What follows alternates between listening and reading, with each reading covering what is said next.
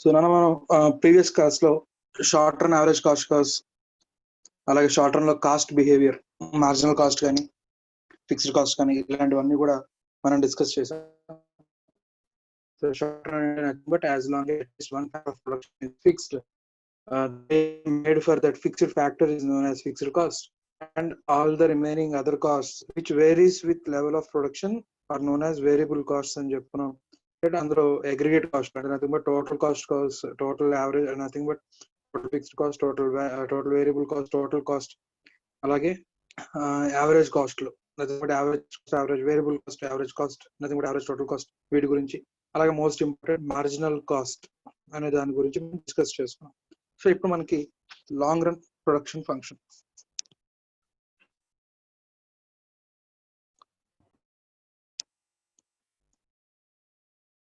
So cost function లో మనం complete చేసుకున్నాం short run function. Short run cost ని కంప్లీట్ చేసాం. సో ఇప్పుడు మనం లాంగ్ రన్ కాస్ట్ గురించి చూస్తాం. So in long run every factor is variable according to the needs of the firm, right? Firm needs కి తగ్గట్టుగా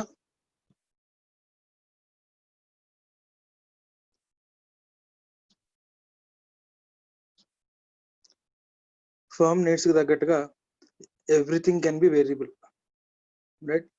సో ల్యాండ్ కావాలి లేదా అడిషనల్ గా బిల్డింగ్ కావాలి, yes we can construct additional building. Additional గా land కావాలి, ఎస్ ఫర్మ్ కంపెనీ తన savings నుంచి అంటే రిజర్వ్స్ అండ్ సర్ప్లస్ నుంచి, అలాగే లేదా క్యాపిటల్ మార్కెట్స్ నుంచి షేర్స్ ఇష్యూ చేసి అలా డబ్బులు రైజ్ చేసి, లేదా డిబెంచర్స్ ద్వారా వచ్చిన డబ్బులతో రైజ్ చేసి ల్యాండ్ ఎక్స్ట్రాగా కొని ఇంకా అడిషనల్ గా ఏదైనా ప్లాంట్ కట్టొచ్చు, లేదా మెషినరీని అప్గ్రేడ్ చేయాలి, రైట్? ఎస్, లాంగ్ రన్ లో మనం మెషినరీని అప్గ్రేడ్ చేయొచ్చు, రైట్? సో ఈ లాంగ్ రన్ గురించి మాట్లాడుకునేటప్పుడు మనకి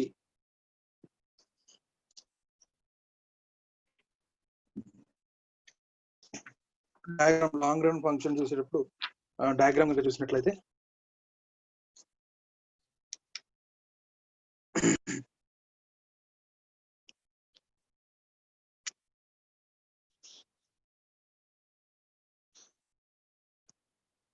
so first of all long run average cost curve గురించి చూసేటప్పుడు long run cost curve, average cost curve అనేది ఎలా గీస్తారు అంటే short run average cost curve base గా తీసుకొని గీస్తారు, రైట్? సే ఇది ఒక short run average cost curve SAC1, right? ఇది లెవెల్ ఆఫ్ అవుట్పుట్ పెరుగుతూ ఉంది. సో ప్రెసెంట్ మన దగ్గర ఉన్న టెక్నాలజీలో ప్రెసెంట్ నువ్వు ఈ లెవెల్ ఆఫ్ అవుట్పుట్ కనుక చేస్తున్నావు అనుకో, కాస్ట్ ఇది ఇక్కడంతా కూడా కాస్ట్ y యాక్సిస్ మీద. ఈ టెక్నాలజీలో ఇంకొంచెం ఎక్కువ ప్రొడక్షన్ చేయడం మొదలు పెట్టావు, కాస్ట్ ఇక్కడ తగ్గింది, రైట్? ఇదే టెక్నాలజీలో ఇంకా ప్రొడక్షన్ చేస్తున్నావు, కాస్ట్ ఇంకా తగ్గింది, రైట్? ఇదే టెక్నాలజీలో ఇంకా నువ్వు ముందుకు వెళ్తుంటే కనుక కాస్ట్ పెరుగుతుంది. కాస్ట్ తగ్గుతున్నంత వరకు నువ్వు హ్యాపీయే, కానీ ఈ లెవెల్ని మించి నువ్వు ప్రొడక్షన్ కు ముందు వెళ్తూ ఉంటే యావరేజ్ కాస్ట్ పెరుగుతూ ఉంది, రైట్? యావరేజ్ కాస్ట్ పెరుగుతుంది, రైట్? సింపుల్ గా మీకు ఒక ఎగ్జాంపుల్ చెప్పాలంటే, ఒక కొత్త జస్ట్ అప్పుడే స్టార్ట్ అయిన ఒక చిన్న ఎడ్యుకేషనల్ ఇన్స్టిట్యూట్ అనుకుందాం, రైట్? 5-6 స్టూడెంట్స్ ఉన్నారు. వాళ్ళకి ఇవ్వాల్సిన మెటీరియల్ కోసం నేను ప్రింటింగ్ ప్రెస్ పెడతానా Raghavendra? No sir. Just basic గా చిన్న ప్రింటర్ 2000-5000 పెట్టి ఒక ప్రింటర్ కొంటాను. సో దాని మీద నేను మెటీరియల్ ప్రింట్అవుట్ తీసేసి స్టూడెంట్స్ కి ఇచ్చేస్తాను. లెట్స్ సే ఒక మ్యూజిక్ టీచర్ అనుకుందాం. సో మ్యూజిక్ టీచర్ ఒక మ్యూజిక్ షీట్ ఇవ్వాలి స్టూడెంట్స్ కి. 10 మంది స్టూడెంట్స్ ఉన్నారు. మహా అయితే 20 పేజీలో, మహా ఇంకా గట్టిగా మాట్లాడితే 30 పేజీలో 40 పేజీలో ఉంటుంది. దానికోసం ప్రింటింగ్ ప్రెస్ పెట్టాల్సిన అవసరం లేదు. 50 lakhs 60 lakhs పెట్టి ప్రింటింగ్ ప్రెస్ పెట్టాల్సిన అవసరం లేదు. 2000-3000 పెట్టి ప్రింటర్ కొనొచ్చు, నార్మల్ ప్రింటర్. కాకపోతే ప్రింటర్ లో ఒక్కొక్క page printing cost around 1 rupee పడుతుంది. పేపర్ ప్లస్ ఇంక్ ప్రింటింగ్ కాస్ట్ అన్ని కలుపుకుంటే 1 రూపీ పడుతుంది. సరే పేజీకి 1 రూపీ పడుతుంది కదా అని చెప్పి ఇప్పుడు దానికోసంగా పెద్ద మిషనరీ కొనాల్సిన అవసరం లేదు వాళ్ళ యూసేజ్ కి. రైట్, లేదు ఇంకా స్టూడెంట్స్ పెరిగిపోతూ ఉన్నారు, ఇంకా పెరుగుతున్నారు. రైట్, మార్నింగ్ షిఫ్ట్ ఒక 20 మంది వస్తున్నారు, మధ్యాహ్నం షిఫ్ట్ ఒక 20 మంది వస్తున్నారు. రైట్, ఈవినింగ్ సెషన్ ఒక 20 మంది. సో అలాగా అరౌండ్ ఒక 100 స్టూడెంట్స్ అనుకున్నాం. ఇప్పుడు 100 స్టూడెంట్స్ కి మెటీరియల్ అరౌండ్ 1000 పేజెస్ కావాలి. ఆ 1000 పేజెస్ అదే చిన్న ప్రింటర్ మీద ప్రింట్ చేయగలం. ప్రింట్ చేస్తే ఏమైపోతుందన్న యావరేజ్ కాస్ట్ అంటే ప్రింటర్ లో ఊరికే మనం ఇంక్ రీప్లేస్ చేయాల్సి వస్తుంది, లేకపోతే ఆ హెడ్ ఊరికి అరిగిపోతుంది, లోపల హెడ్ మార్చాల్సి వస్తుంటుంది. సో ప్రింటింగ్ కాస్ట్ పెరిగిపోతుంది, పర్ పేజ్ కాస్ట్ పెరిగిపోతుంది. అలాంటప్పుడు సేమ్ ప్రింటింగ్ మెషిన్ మీద ఉంటాడా, ప్రింట్ ఇంకొంచెం పెద్ద ప్రింటింగ్ మెషిన్ మీద మాట్లాడు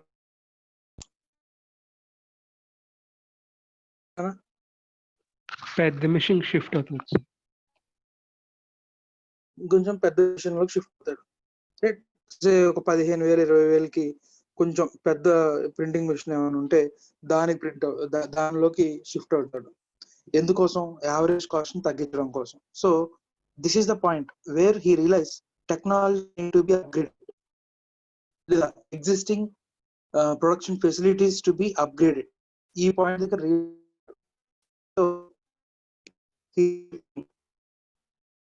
he is acquiring new technology. So ఇప్పుడు కొత్త టెక్నాలజీ యొక్క కాస్ట్. సో ఈ పర్టికులర్ పాయింట్ దగ్గరే కొత్త టెక్నాలజీలోకి మారాడు అనుకో, రైట్, ఇక్కడ cost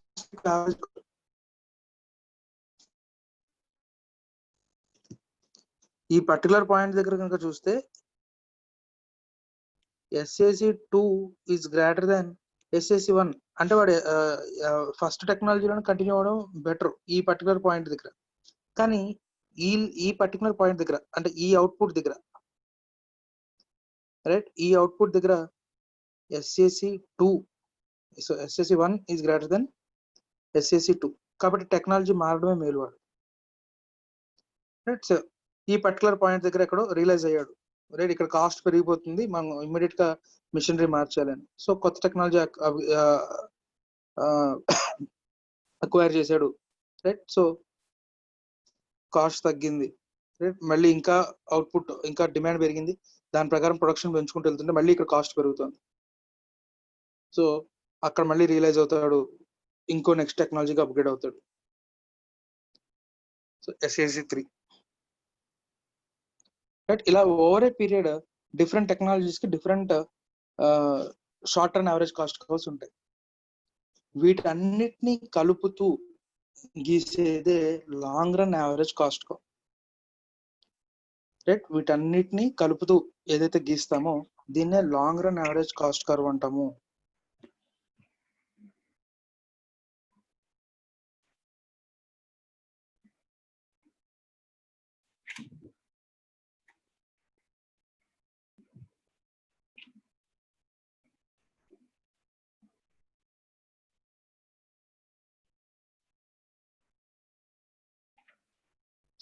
SAC1, SAC2, SAC3. So ఇక్కడ మనం చూస్తే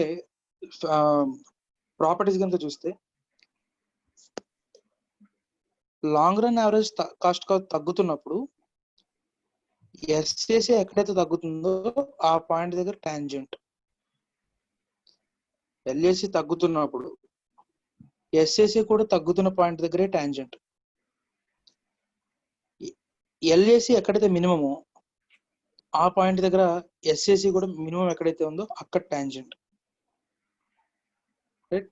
సో LAC పెరుగుతున్నప్పుడు LAC పెరిగే దగ్గర tangent, sorry short run average cost curve పెరుగుతున్నట్లయితే కనుక ఆ పర్టికులర్ పాయింట్ LAC పెరుగుతున్న దగ్గర టాంజెంట్ అవుతాయి. సో అంతేగాని all the minimum points of SAC ని కలుపుతూ గీసే లైన్ LAC అంటే, right. So long run average cost curve or boat curve or envelope curve అంటాం వీటిని. సో ఈ కర్వ్ ఎలా వస్తుంది అంటే SAC కర్వ్ LAC తగ్గుతూ ఉన్నప్పుడు SAC తగ్గుతున్న పాయింట్ దగ్గర టాంజెంట్ అవుతుంది, LAC మినిమం అయినప్పుడు SAC మినిమం పాయింట్ దగ్గర టాంజెంట్ అవుతుంది, LAC పెరుగుతున్నప్పుడు LAC పెరుగుతున్న పాయింట్ దగ్గర టాంజెంట్ అవుతుంది, రైట్. ఇవన్నీ బేస్డ్ ఆన్ స్టాటిస్టికల్ అబ్జర్వేషన్స్. ఈ కర్వ్స్ అన్ని కూడా ఓవర్ పీరియడ్ ఒక 20 years 30 years 40 years కంపెనీ యొక్క ప్రొడక్షన్ సంబంధించిన కాస్ట్ రికార్డ్స్ ని అన్నిటినీ చూసి దానికి తగ్గట్టుగా ఆ అబ్జర్వేషన్ బేస్డ్ గా తీసుకొచ్చుకున్న కర్వ్స్ ఉన్నాయి, రైట్? సో ఇక్కడ మనం కనుక చూసినట్లయితే ఒక లెవెల్ వరకు కాస్ట్ తగ్గుతూ వెళ్ళింది, ఆ తర్వాత నుంచి కాస్ట్ పెరుగుతుంది. సో ఒక లెవెల్ వరకు యావరేజ్ కాస్ట్ కర్వ్ తగ్గుతుంది, ఒక లెవెల్ తర్వాత ఒక లెవెల్ ఆఫ్ అవుట్పుట్ తర్వాత యావరేజ్ కాస్ట్ కర్వ్ పెరుగుతుంది, right? So average cost curve తగ్గుతున్న పాయింట్ ఏదైతే ఉందో అది economies of scale. Average cost ఎక్కడి నుంచి పెరుగుతుందో అది diseconomies of scale, right? So average cost curve ఎక్కడైతే తగ్గుతూ ఉందో అది మనకి ఎకనామీస్ ఆఫ్ స్కేల్. అంటే ప్రొడక్షన్ పెరుగుతున్న కొద్దీ యావరేజ్ కాస్ట్ తగ్గుతుంది, ప్రొడ్యూసర్ ఇస్ హ్యాపీ. ఎందుకంటే యావరేజ్ కాస్ట్ తగ్గుతుంటే కనుక హ్యాపీగా ప్రాఫిట్ పెరుగుతుంది, రైట్? యావరేజ్ కాస్ట్ తగ్గుతూ ఉంటే ప్రాఫిట్ పెరుగుతుంది, రైట్? ప్రాఫిట్ పర్ యూనిట్ పెరుగుతుంది, రైట్? సో ఒక పర్టికులర్ లెవెల్ తర్వాత కాస్ట్ యావరేజ్ కాస్ట్ పెరుగుతుంది, రైట్? యావరేజ్ కాస్ట్ పెరుగుతూ ఉంటే కనుక ప్రాఫిట్ లెవెల్ తగ్గిపోతూ ఉంటుంది, రైట్? సో ఇది మనకి డిసెకనామీస్ ఆఫ్ స్కేల్ అంటాం. దీన్ని మనం డిసెకనామీస్ ఆఫ్ స్కేల్ అంటాం.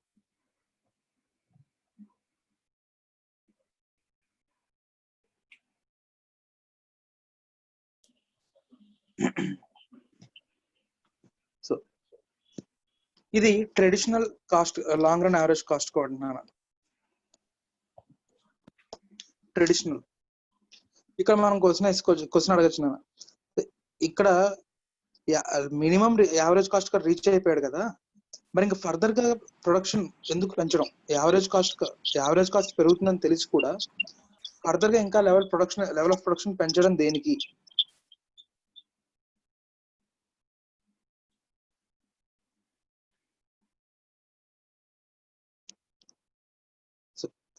మన ఈ లెవెల్ దగ్గర మనం యావరేజ్ కాస్ట్ కాదు మినిమం రీచ్ అయిపోయాం. ఫర్దర్ గా ఇంకా ప్రొడక్షన్ పెంచుతూ ఉండేసరికి యావరేజ్ కాస్ట్ పెరుగుతుంది, అది మనం అబ్జర్వ్ చేసాం. అయినా సరే ఎందుకు సార్ ప్రొడక్షన్ పెంచడం? సో డిమాండ్ ఉంటే ప్రొడక్షన్ పెంచడం. డిమాండ్ ఉంది, పర్టికులర్ ప్రొడక్ట్ డిమాండ్ ఉంది, రైట్? సో డిమాండ్ తగ్గట్టుగా ప్రొడక్షన్ పెంచవా? ఒకవేళ నువ్వు ప్రొడక్షన్ పెంచలేదు అనుకో, ఇది నీ కాంపిటీటర్ ఆపర్చునిటీగా తీసుకుంటాడు, వాడు ఎదుగుతాడు, నీ కాంపిటీటర్ ఎదుగుతాడు, రైట్? నీ బ్రాండ్ వాల్యూ కాపాడుకోవడానికో లేకపోతే ఇంకా అదర్ రీజన్స్ వల్ల కాపాడుకోవడానికో you should continue increase your output. మనం కనుక అవుట్పుట్ ని రెడ్యూస్ చేసి లీస్ట్ యావరేజ్ కాస్ట్ రీచ్ అయిపోయాను, రైట్? సో నేను ఈ లెవెల్ ఆఫ్ ప్రొడక్షన్ దగ్గరే ఉంటాను ఇంకా నేను, రైట్? ఇంకొంచెం ఫర్దర్ గా కనుక ప్రొడ్యూస్ చేస్తే యావరేజ్ కాస్ట్ పెరుగుతుంది కాబట్టి నేను ప్రొడక్షన్ ఆపేస్తాను అంటే కనుక, రైట్, నీ పర్టికులర్ ప్రొడక్ట్ మార్కెట్ లో అవైలబుల్ లేక డెఫినెట్ గా కన్స్యూమర్స్ నీ కాంపిటీటర్ వైపు చూస్తారు. నీకు ఎప్పటి నుంచో లాయల్ గా ఉన్న కస్టమర్సే, రైట్? మార్కెట్ లో స్కేర్సిటీ ఉంది, డెఫినెట్ గా నీ ప్రొడక్ట్ బదులు ఇంకో ప్రొడక్ట్ అలవాటు పడతారు. ఇది ఇంకా డేంజర్ అది, రైట్? కాబట్టి ఎట్టి పరిస్థితుల్లో అవుట్పుట్ పెంచాల్సిందే. అవుట్పుట్ పెంచుతూ ఉండేసరికి, రైట్, యావరేజ్ కాస్ట్ కర్వ్ ఏమో పెరుగుతూ ఉంది, రైట్? దీనికి మోడర్న్ డేస్ లో ఒక సొల్యూషన్ ఫైండ్ అవుట్ చేశారు. సో నథింగ్ బట్ ఎప్పుడైతే నువ్వు లీస్ట్ కాస్ట్ రీచ్ అయ్యావు నువ్వు తెలుసో, ఆ కాస్ట్ నే లాక్ చేసి నువ్వు ప్రొడక్షన్ పెంచుకో, కానీ ప్రొడక్షన్ కాస్ట్ పెరగకుండా. మోడర్న్ అవుట్పుట్ పెంచు కానీ నీ యావరేజ్ కాస్ట్ పెరగకుండా, right? There are different techniques, right? మీరు ఎప్పుడైనా బ్రిటానియా బిస్కెట్ ప్యాకెట్ కానివ్వండి, లేకపోతే మన cocoa Kola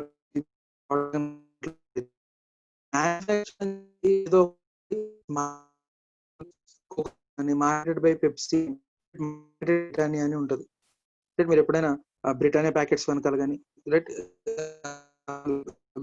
Pepsi Thandava sugars limited అను, లేకపోతే manufactured by Hindustan beverages limited అను ఏదో ఉంటుంది, రైట్? కానీ దాన్ని మార్కెట్ చేస్తుంది మాత్రం అండర్ ద బ్రాండ్ కోక్ కానీ, పెప్సీ కానీ, బ్రిటానియా కానీ, హిందుస్థాన్ యూనిలివర్ కానీ, ఈ బ్రాండ్స్ ద్వారా మ్యానుఫ్యాక్చరింగ్ అనేది జరుగుతుంది. సో మార్కెటింగ్ అనేది జరుగుతుంది. సో ఫ్రాంచైజింగ్, లీజింగ్, రైట్, లేకపోతే out sourcing, production out sourcing. Apple company iPads ఉన్నాయి, రైట్. ఎలక్ట్రానిక్ డివైజెస్ మ్యానుఫ్యాక్చర్ చేసే కంపెనీస్ చైనాలో చాలా ఉన్నాయి, వాటికి అవుట్ సోర్స్ చేస్తుంది. ఇదిగో ఈ స్పెసిఫికేషన్స్ తో నేను చెప్పిన డిజైన్ ప్రకారం నాకు మ్యానుఫ్యాక్చర్ చేసి ఇవ్వు అని చెప్పి, మెటీరియల్ ఎలా ఉండాలి, దాంట్లో ఉండాల్సిన స్పెసిఫికేషన్స్ ఏంటి, డిజైన్ ఎలా ఉండాలి, everything, right. Apple designers, Apple engineers చెప్పిన దాని ప్రకారం తయారు చేసి, రైట్, ఇస్తే యాపిల్ కంపెనీ దాని మీద వాటి బ్రాండింగ్ చేసుకుని అమ్ముకుంటుంది, రైట్. మోస్ట్ ఆఫ్ ద మన దగ్గర మనం వాడే ఎల్ఈడి టీవీస్ కానివ్వండి, రైట్, లేకపోతే సిడి ప్లేయర్స్ కానివ్వండి, ఎవ్రీథింగ్ మేబీ చైనాలోనో లేకపోతే తైవాన్లోనో ఒకే కంపెనీలో ఒకే ఫ్యాక్టరీలో తయారై ఉండొచ్చు. బయటకు వచ్చిన తర్వాత మాత్రం బ్రాండింగ్ వేరే వేరేగా జరుగుతుంది, రైట్. ఫ్రాంచైజింగ్ అనేది nothing but Britannia company already ఒక రోజుకి 1 lakh బిస్కెట్ ప్యాకెట్స్ తయారు చేసే మ్యానుఫ్యాక్చరింగ్ ఫెసిలిటీ ఒకటి ఉంది. సరిపోట్ల ఆ 1 lakh బిస్కెట్ ప్యాకెట్స్ కంటే కూడా డిమాండ్ ఇంకా ఎక్కువ ఉంది, రైట్. రోజుకి ఇంకొక 1 lakh, అంటే రోజుకి 2 lakhs యూనిట్స్ ప్రొడ్యూస్ చేసే కెపాసిటీ కావాలి, కానీ మన దగ్గర ఓన్లీ 1 lakh ప్రొడక్షన్ కెపాసిటీ ఉంది రోజుకి. మళ్ళీ కొత్తగా ఇంకో ఫ్యాక్టరీ కట్టామనుకోండి, ఆ ఫ్యాక్టరీకి సంబంధించిన ఫిక్స్డ్ కాస్ట్లు అన్ని యాడ్ అయిపోతాయి, రైట్. దానికి సంబంధించిన లేబరు, వాళ్ళకి మళ్ళీ పిఎఫ్, గ్రాట్యుటీ, మళ్ళీ లైసెన్సింగ్, ఇవన్నీ కూడా మళ్ళీ కాస్ట్లు పెరుగుతాయి షార్ట్ టర్మ్ లో, రైట్. ఓవరాల్ గా కూడా కాస్ట్లు పెరుగుతాయి. సో అటువంటిప్పుడు కంపెనీ ఏం చేస్తుందంటే సిమిలర్ మ్యానుఫ్యాక్చరింగ్ ఫెసిలిటీ ఉన్నటువంటి ఫ్యాక్టరీస్ ఏమైనా ఉన్నాయేమో వెతుకుతుంది, రైట్. చిన్న చిన్న బిస్కెట్ కంపెనీస్ ఉన్నాయనుకోండి, వాటికి అంత బ్రాండ్ వాల్యూ లేదు, వాళ్ళకేదో లోకల్ మార్కెట్ ఏదో ఉంటుంది, రైట్. మనం బెవరేజెస్ ఎగ్జాంపుల్ గా తీసుకుందాం కాసేపు, మన డ్రింక్స్ కి. ఆటోస్ కనుక చూస్తే మనకి ఈస్ట్ గోదావరి, వెస్ట్ గోదావరి, విశాఖపట్నం ఈ ఏరియాస్ లోనే మనకి డిమాండ్ ఎక్కువ, రైట్. వాళ్ళ డిమాండ్ ప్రకారం రోజుకి ఒక 10,000 బాటిల్స్ తయారు చేస్తే సరిపోతుంది అనుకుందాం, కానీ వాళ్ళకి మ్యానుఫ్యాక్చరింగ్ కెపాసిటీ ఒక 30,000 బాటిల్స్ కి సరిపడా మ్యానుఫ్యాక్చరింగ్ ఉంది. బాటిలింగ్ కెపాసిటీ రోజుకి 30,000 బాటిల్స్ తయారు చేయగలిగే కెపాసిటీ ఉంది, కానీ ప్రెసెంట్ వాళ్ళ డిమాండ్ ఏంటంటే రోజుకి 10,000 బాటిల్స్, అంటే ఇంకా 20,000 బాటిల్స్ కెపాసిటీ అన్యూజ్డ్ గా ఉంది. పెప్సీ ఏమంటుంది అంటే, ఓకే నీ దగ్గర 20,000 బాటిల్స్ అన్యూజ్డ్ కెపాసిటీ ఉందా, నీ రోజులో నీ 10,000 యూనిట్స్ ప్రొడ్యూస్ చేసిన తర్వాత మిగిలిన 20,000 యూనిట్స్ నా కోసం ప్రొడ్యూస్ చేయి. నేను చెప్పిన లిక్విడ్ ఏదైతే ఉందో, నేను కాన్సన్ట్రేషన్ లిక్విడ్ పంపిస్తాను, దాంట్లో ఏ లెవెల్లో వాటర్ కలపాలి, తర్వాత ఏ లెవెల్ వరకు సోడా యాడ్ చేయాలి, కార్బన్ యాడ్ చేయాలి, అన్ని చెప్పి, రైట్, వాళ్ళ క్వాలిటీ స్టాండర్డ్స్ ప్రకారం తయారు చేయించుకొని వాళ్ళ బాటిల్స్ లో, రైట్, రోజుకు 20,000 యూనిట్స్ ప్రొడ్యూస్ చేసుకుంటుంది అనుకోండి. Without constructing new factory, right, Pepsi increase it's production by 20,000 bottles per day. కొత్తగా ఇంకో ప్రొడక్షన్ ఫెసిలిటీ అవసరం లేకుండా, కొత్తగా శాలరీస్ అనేది, కొత్తగా ఎంప్లాయ్మెంట్ ఏం అవసరం లేదు. ఆటోస్ కంపెనీలో పనిచేసేవాడే ఇంకో షిఫ్ట్ ఎక్స్ట్రా పని చేయించుకుంటారు, రైట్, జీతం వాడించుకుంటాడు. సో అలా వాడుకున్నందుకు ఫ్రాంచైజ్ ఫీజు బాటిల్ కి ఇంత రెంట్ పే చేస్తుంది, right. Leasing, production outsourcing, ఇలాంటి కొత్త టెక్నిక్స్ ద్వారా మనకి long run average cost curve ని ఎల్ షేప్ లో తీసుకొచ్చారట, మోడర్న్ టెక్నిక్స్ ని యూజ్ చేసి, రైట్. సో ఇది ట్రెడిషనల్, ఇది modern. Next economies of scale, diseconomies of scale కనుక చూసినట్లయితే, అంటే ఈ ట్రెడిషనల్ లో కొంతవరకు ఎకనమీస్, కొంతవరకు డిస్ఎకనమీస్, రైట్. ఎందుకు అని చూసినట్లయితే మనకి స్కేల్ ఆఫ్ ప్రొడక్షన్ పెరిగే కొద్దీ, స్కేల్ అంటే nothing but level of production,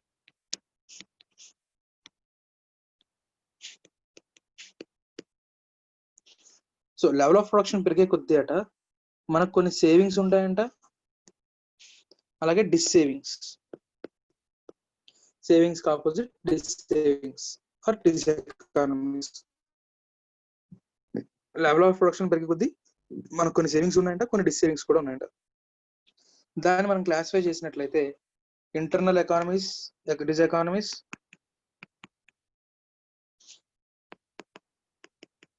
external. Internal economies and diseconomies, అలాగే external economies and diseconomies. So internal మనకి ఎక్స్టర్నల్ అనేది నథింగ్ బట్ లొకేషన్ వల్ల వచ్చేది నాన్న. లొకేషన్ వల్ల. ఇంటర్నల్ అనేది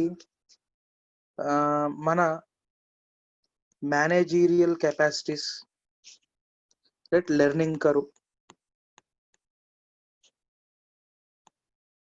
ఒకే పని పదే పదే పదే చేయడం వల్ల రైట్ మనకి ప్రొడక్టివిటీ పెరుగుతుంది. జనరల్ గా కొత్త వాళ్ళు ఎవరైనా గంటకి 10 యూనిట్స్ తయారు చేస్తున్నట్లయితే అదే పని లాస్ట్ ఒక 20 years పెట్టి 10 years పెట్టి చేస్తున్నాడు, గంటకి 50 యూనిట్లు తయారు చేయగలడు. రైట్, వాడు ఉన్నటువంటి స్కిల్ అలాంటిది. సో ఒకే పనిని పదే పదే చేయడం వల్ల స్కిల్ పెరుగుతుంది. స్కిల్ పెరగడం వల్ల యావరేజ్ కాస్ట్ తగ్గుతుంది, వేస్టేజ్ తగ్గిపోతుంది. రైట్, సో అలాంటి స్కిల్స్ ద్వారా ఓవర్ ఏ పీరియడ్ మనకు వచ్చినటువంటి లెర్నింగ్ ఎక్స్పీరియన్స్ ద్వారా రైట్ వచ్చే ఎకానమీస్, డిస్ ఎకానమీస్ ఏమో ఇంటర్నల్. ప్లాంట్ లొకేషన్ బట్టి, ప్లాంట్ ఎక్కడ ఉంది, ఎక్కడ ప్లాంట్ జియోగ్రఫికల్ లొకేషన్ బట్టి వచ్చేటటువంటి ఎకానమీస్, వచ్చేటటువంటివి external economies or diseconomies. So internal economies కనుక మనం ఫస్ట్ చూసినట్లయితే అందులో first technical economies and diseconomies.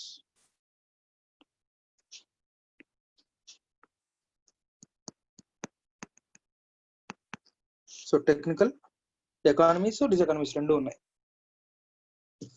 So ఇందాక సరే మనం ఆల్రెడీ చెప్పుకున్నటువంటి ఆటోస్, పెప్సీ చేసుకున్నాం. Per unit, per bottle cost తయారు చేయడం పెప్సీకి ఎక్కువ ఉంటుందన్న, ఆటోస్కి ఎక్కువ ఉంటుందా?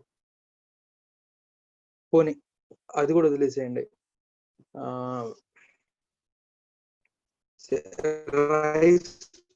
రైస్ మిల్ తీసుకున్నాం. రైట్, జస్ట్ ఊర్లో చిన్న రైస్ మిల్స్ ఉంటాయి. రైట్, మహా 5 tons అలాగా చేయగలిగిన మిల్స్ ఉంటుంది. ఇంకొన్ని ఇలాంటివి కొన్ని థౌజండ్స్ ఆఫ్ మిల్ చేయగలిగిన సోఫిస్టికేటెడ్ మిషన్ ఉంటుంది. రైట్, ఆ మిషన్ స్పీడ్ గా మిల్లింగ్.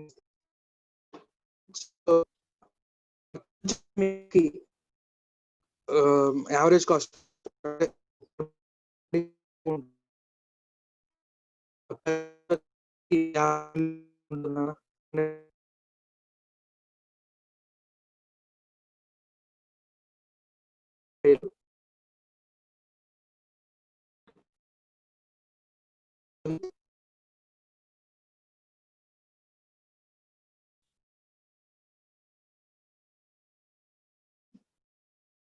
వినబడుతుందా?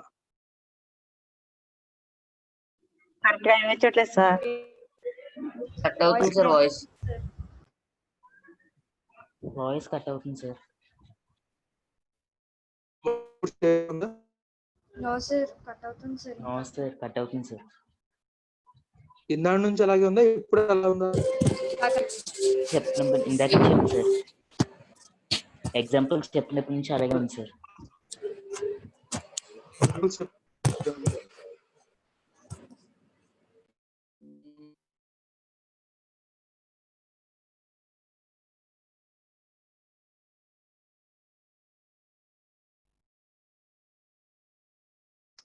ఇప్పుడు కట్ అవుతుంది సార్. కట్ అవుతుంది.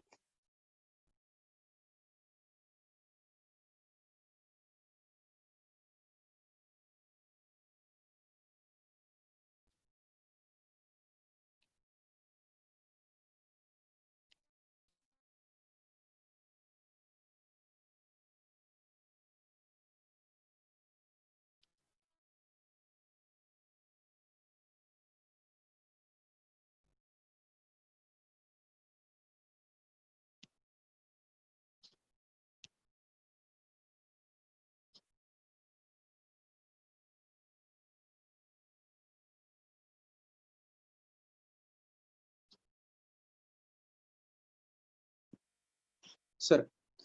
సో తక్కువ ప్రొడక్షన్ కెపాసిటీ ఉన్న ఫర్మ్స్ పెద్ద టెక్నాలజీని తీసుకోలేవు నాన్న. రైట్, ఎక్కువ మంచి టెక్నాలజీ మెషినరీని అక్వైర్ చేయలేవు. సో ఆ ట్రెడిషనల్ మెషినరీ మీదే ప్రొడక్షన్ చేస్తారు, యావరేజ్ కాస్ట్ ఎక్కువ ఉంటుంది. రైట్. సో కాస్త ఎక్కువ ప్రొడక్షన్ కెపాసిటీ ఉన్నటువంటి ఫర్మ్స్ మంచి టెక్నాలజీని, హై సోఫిస్టికేటెడ్ టెక్నాలజీని అఫోర్డ్ చేయగలవు. సో ఆ సోఫిస్టికేటెడ్ టెక్నాలజీలో వచ్చేసరికి మనకి యావరేజ్ కాస్ట్ తక్కువ ఉంటుంది, వేస్టేజ్ తక్కువ ఉంటుంది, తర్వాత పర్ అవర్ ప్రాసెసింగ్ కెపాసిటీస్ ఎక్కువ ఉండే మెషినరీస్ తీసుకుండొచ్చు, కంప్లీట్లీ ఆటోమేటిక్, అంటే మాన్యువల్ లేబర్ పెద్దగా అవసరం లేకుండా, సో ఎంటైర్ మెషినరీకి ఒకే ఒక ఆపరేటర్ ఉంటే సరిపోయేటట్టుగాను. సో ఇలాగా సోఫిస్టికేటెడ్ మెషినరీని అఫోర్డ్ చేయగలరు. ఎప్పుడైతే సోఫిస్టికేటెడ్ మెషినరీని అఫోర్డ్ చేయగలవో డెఫినెట్ గా పర్ యూనిట్ కాస్ట్ అనేది తగ్గుతుంది. అట్ ది సేమ్ టైం ఈ టెక్నాలజికల్ డిజెకానమీస్ కూడా ఉంటాయట. లెవెల్ ఆఫ్ ప్రొడక్షన్ పెరిగే కొద్దీ సేమ్ టెక్నాలజికల్ డిజెకానమీస్ కూడా ఉంటాయంట. సైజ్ ఆఫ్ ప్లాంట్ పెరిగే కొద్దీ మెయింటెనెన్స్ కాస్ట్లు పెరుగుతాయి. రైట్, ఏ మాత్రం చిన్న తప్పు జరిగినా ఎంటైర్ ప్రొడక్షన్ ఆగిపోతుంది. సో అది మళ్ళీ రెజ్యూమ్ అయ్యేంత వరకు ఆ 2-3 రోజులు కూడా అనవసరంగా ప్రొడక్షన్ ఆగిపోతుంది. ఆ లాస్ ఆఫ్ ప్రాఫిట్ ఇవన్నీ కూడాను, డిప్రిసియేషన్ కాస్ట్ పెరుగుతుంది. సో ఇలాంటివన్నీ కూడా టెక్నికల్ డిజెకానమీస్ లోకి వస్తాయి. తర్వాత 2 managerial economies and diseconomies. Managerial economies and diseconomies. Right, Pepsi, Thums Up లాంటివి ఒకే ప్రొడక్షన్ ప్లాంట్ లో, రైట్, ఫాంటా కానివ్వండి, లేకపోతే మనకి కోక్ కానివ్వండి, లేదా స్ప్రైట్ కానివ్వండి, ఒకే ప్రొడక్షన్ ప్లాంట్ లో షిఫ్ట్ వారీగా డిఫరెంట్ ప్రొడక్ట్స్ తయారు చేసేస్తాయి. రైట్, ఒకే లాజిస్టిక్స్ లో, అంటే ఒకే లారీలో డిఫరెంట్ ఏరియాస్ కి ఒకేసారి వీటన్నిటిని కూడా ట్రావెలింగ్ చేస్తాయి. అండ్ వీటన్నిటిని మానిటరింగ్ చేయడానికి షిఫ్ట్ కి ఒక మేనేజర్ చాలు. రైట్, వీటన్నిటిని కూడా మానిటర్ చేయడానికి షిఫ్ట్ కి ఒక మేనేజర్ చాలు. అదే కొత్తగా ఇప్పుడు ఏదైనా స్టార్ట్అప్ వచ్చి కొత్తగా ఎవడైనా ఒక బెవరేజెస్ పెడదాం అనుకుంటున్నాడు, కొత్తగా ఏదైనా డ్రింక్ కంపెనీ స్టార్ట్ చేద్దాం అనుకుంటున్నాడు. రైట్, వాడు ఏదో లెమన్ ఫ్లేవర్ కి సంబంధించి, అంటే లిమ్కాకి పోటీగా ఏదో దింపుదాం అనుకుంటున్నాడు. రైట్, వాడు ఓన్లీ లిమ్కా ఒక్కటే తయారు చేస్తున్నాడు. ఆ ఒక్క ఫెసిలిటీకే వాడు సెపరేట్ గా మెషినరీని పెట్టుకోవాలి, సెపరేట్ గా మేనేజర్ని పెట్టుకోవాలి. రైట్, కానీ పెప్సీ లాంటి కంపెనీస్ లో వచ్చేసరికి అన్ని ఫ్లేవర్స్ కి కలిపి ఒకే మేనేజర్ సరిపోతున్నాడు. రైట్, సో ఇలాంటి మేనేజర్ ఎకానమీస్ ఉంటున్నాయి. అట్ ది సేమ్ టైం ఒక్కడి మీద ఎక్కువ వర్క్ ప్రెషర్ పెరిగిపోయింది అనుకోండి, వాడు ఎర్రర్స్ చేయడానికి ఛాన్సెస్ ఎక్కువ. రైట్, తప్పులు చేస్తాడు.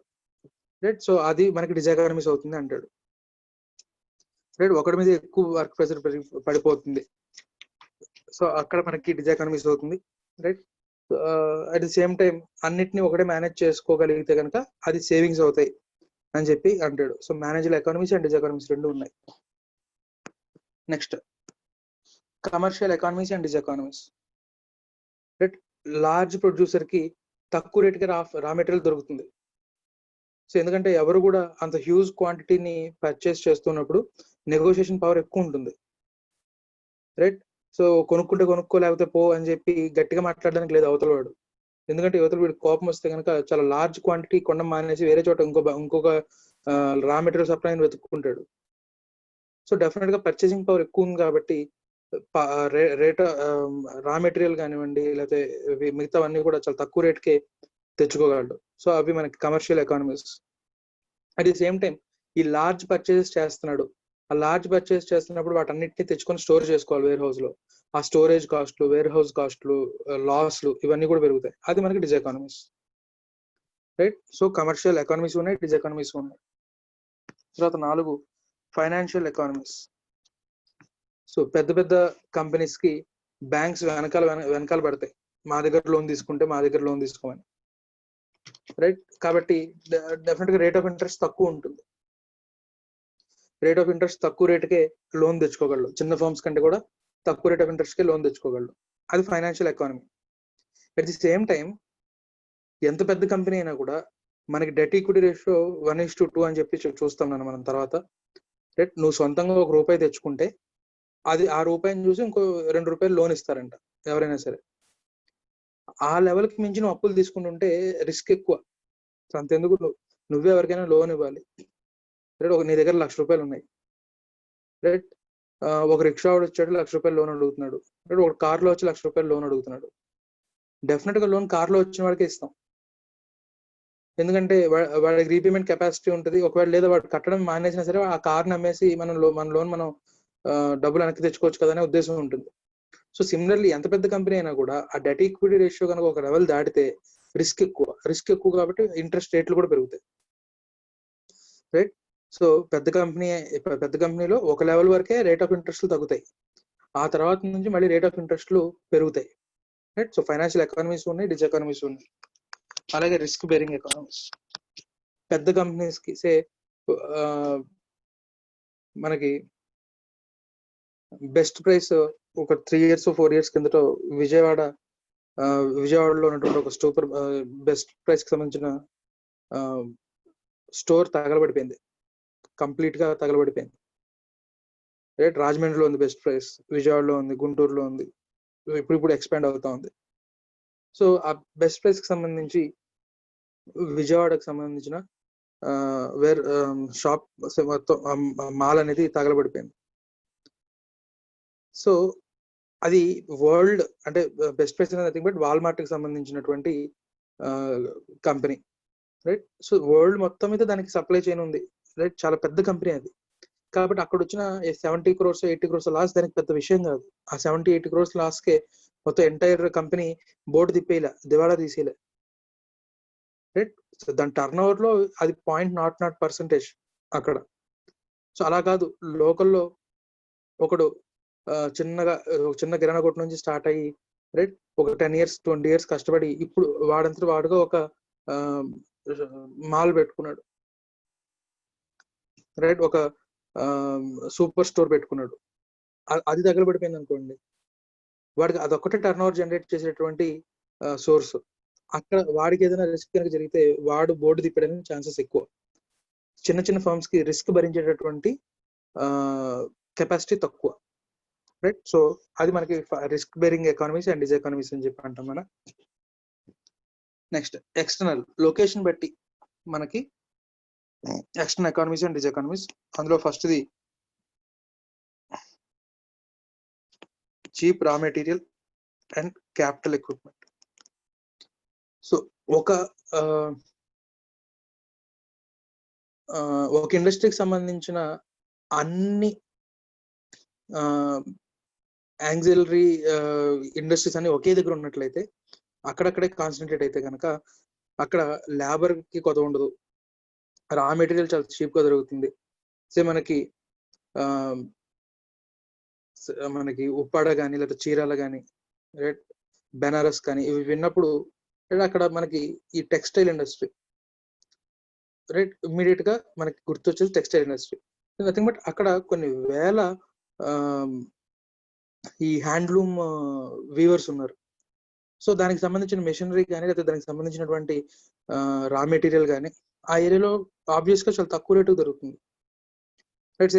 ఆటోమొబైల్ కి సంబంధించి లారీయో బస్సో బాడీ బిల్డింగ్ చేయాలి, మనకి కంపెనీ నుంచి వచ్చేటప్పుడు లారీ బేసిక్ స్కెల్టన్ లాగా ఉంటుంది, దాని మీద బాడీ బిల్డింగ్ రైట్ అనగానే మన స్టేట్ లో గుర్తొచ్చేది అయితే విజయవాడ. ఎంత ఆటోమొబైల్ కి సంబంధించిన ఇండస్ట్రీ అంతా అక్కడే ఉంది. సో అక్కడ డెఫినెట్ గా రా మెటీరియల్ కానీ దానికి సంబంధించిన మెషినరీ కానీ చాలా ఈజీగా విజయవాడ చుట్టుపక్కల దొరుకుతుంది, లేదా దానికి సంబంధించిన లేబర్ ఆ చుట్టుపక్కల బాగా దొరుకుతారు. సో ఆ లొకేషన్ ని బట్టి రైట్ వాడికి వచ్చే బెనిఫిట్ అది. Right. So raw material cheap గా దొరుకుతుంది, క్యాపిటల్ చీప్ గా దొరుకుతుంది. అలాగే టెక్నాలజికల్ ఎకానమీస్, వాడికి కావాల్సిన టెక్నాలజీ చాలా ఈజీగా దొరుకుతుంది. రైట్. నువ్వు ఏదైనా ఒక టెక్నాలజీకి సంబంధించిన స్టార్ట్అప్ పెట్టాలనుకో ఇండియాలో, అది డెఫినెట్ గా మాక్సిమం అందరూ బెంగళూరులోనే స్టార్ట్ చేస్తారు. సో ఎందుకంటే అక్కడ already number of technological firms ఉన్నాయి, నీకు కావాల్సిన సాఫ్ట్వేర్ తయారు చేయగలిగే వాళ్ళు కూడా చాలా ఎక్కువ మంది ఉన్నారు అక్కడ. సో ఆ లొకేషన్ లో పెట్టుకుంటే నీకు చాలా తక్కువ కాస్ట్ లోనే నీకు సాఫ్ట్వేర్ రెడీ అయిపోతుంది. అలాంటిది నువ్వు రిమోట్ లొకేషన్ లో ఎక్కడో కాశ్మీర్ లోనో లేకపోతే అరుణాచల్ ప్రదేశ్ లోనో లేకపోతే కన్యాకుమారిలోనో కూర్చొని సాఫ్ట్వేర్ కొత్తగా ఏదైనా స్టార్ట్అప్ చేద్దామంటే నీకు దొరకరు సాఫ్ట్వేర్ ఇంజనీర్స్. ఆల్ది వాళ్ళకి మళ్ళీ డబ్బులు పే చేసి అకామిడేషన్ ట్రావెలింగ్ అన్ని ఖర్చులు పెట్టుకొని నువ్వు రప్పించుకోవడం కంటే నీ ఫర్మ్ తీసుకెళ్లి ఆ బెంగళూరులో పెట్టుకోవడం మేలు. లేదు ఫార్మాసిటికల్ కి సంబంధించిన ఏదైనా కొత్తగా ఏదైనా నువ్వు ప్రొడక్షన్ స్టార్ట్ చేద్దామంటే రైట్ హైదరాబాద్ లోనో లేకపోతే విశాఖపట్నంలోనో ఇలాంటి చోట్ల పెట్టుకుంటే అక్కడ రా మెటీరియల్ కానీ దానికి సంబంధించిన టెక్నాలజీ కానీ స్కిల్ ఉన్న లేబర్ కానీ అలాంటి ఏరియాస్ లో దొరుకుతారు. సో ఆ లొకేషన్ బట్టి వచ్చేటటువంటి technological economies. 3 skilled labour, right. So అలాగే యాన్సిలరీ యూనిట్స్ అన్ని కూడా చుట్టుపక్కల డెవలప్ అవుతాయి కాబట్టి మనకు కావాల్సిన పార్ట్స్ అవన్నీ చాలా ఈజీగా దొరుకుతాయి. సో అన్ని ఫర్మ్స్ ఒకే దగ్గర కాన్సన్ట్రేట్ ఉన్నాయి కాబట్టి బెటర్ ట్రాన్స్పోర్టేషన్ ఫెసిలిటీస్ మనం గవర్నమెంట్ ని డిమాండ్ చేయొచ్చు. బట్ అలాగే బెటర్ ఇన్ఫ్రాస్ట్రక్చర్, ఎలక్ట్రిసిటీ కానీ ఇవన్నీ కూడా బెటర్ ఇన్ఫ్రాస్ట్రక్చర్ ని అన్ని కంపెనీస్ ఒకే దగ్గర ఉన్నాయి కాబట్టి డెఫినెట్ గా గవర్నమెంట్ మీద ప్రెజర్ తీసుకొచ్చి ఇన్ఫ్రాస్ట్రక్చర్ డెవలప్ చేసుకోవచ్చు. ట్రాన్స్పోర్టేషన్ కానివ్వండి, ఎలక్ట్రిసిటీ కానివ్వండి, ఇలాంటివన్నీ కూడా. బట్ అలాగే ఇన్ఫర్మేషన్ గురించి కష్టపడకుండానే చాలా ఈజీగా వాళ్ళకి కావాల్సిన ఇన్ఫర్మేషన్ దొరుకుతూ ఉంటుంది, రైట్. ఆ పర్టికులర్ ఏరియాలో ఆ పర్టికులర్ ఇండస్ట్రీకి సంబంధించిన ఇన్ఫర్మేషన్ చాలా ఈజీగా అవైలబుల్ ఉంటుంది. సో ఇవి మనకి external economies and diseconomies, right. అలాగే డిజ్ ఎకానమీస్ లో వచ్చేసరికి కాంపిటీషన్ ఎక్కువ ఉంటుంది. అందరూ ఒకే దగ్గర ఉన్నారు కాబట్టి కాంపిటీషన్ ఎక్కువ ఉంటుంది. కాంపిటీషన్ ఎక్కువ ఉంటే కనుక ప్రైసులు పోటీకి తగ్గించాలి.